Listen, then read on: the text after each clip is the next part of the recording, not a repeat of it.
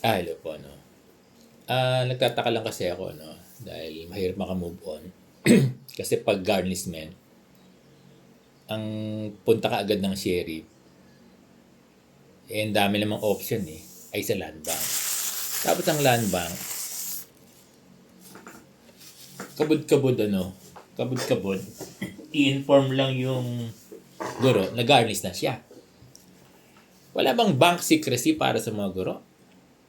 Ang bank secrecy ba ay para lang sa mga mayayaman na malaki ang hinuhulog?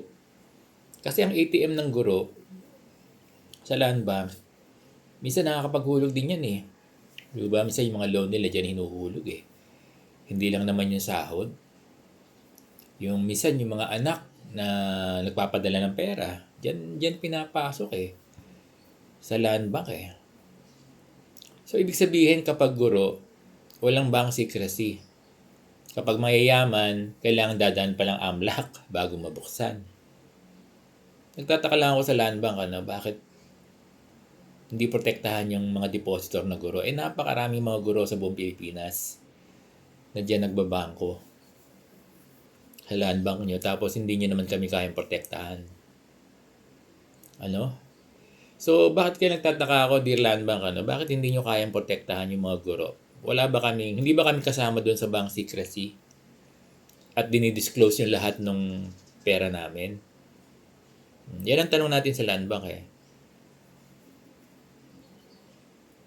Yung sagot sa akin ng land bank, sumusunod lang daw. Pero wala namang utos sa inyo yung korte eh. Ang kausap nyo lang yung sheriff eh. Na option lang din kayo, option. Sana nag-control man lang kayo ng bank secrecy ng hindi pala kami kasama eh. Option lang ang bangko eh. Ang problema kasi dito sa sheriff, pinupuntahan ka yung bangko, yung land bank. Hindi man lang mag-control yung land bank. So, nakakalungkot na hindi kami kasama sa bank secrecy ng land bank, Oo, bigay ka agad sila eh.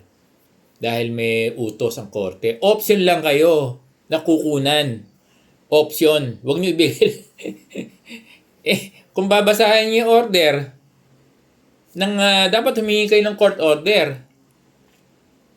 Yung court order may option eh.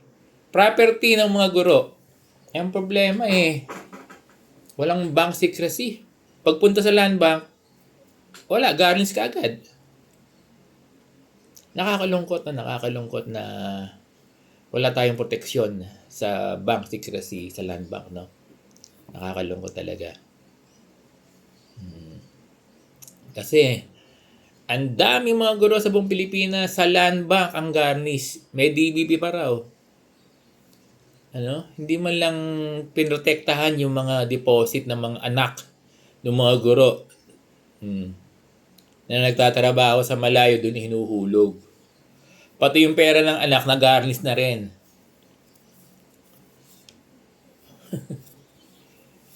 Yun ang mahirap no? Walang proteksyon yung guro sa land bank talaga. Nakakalungkot.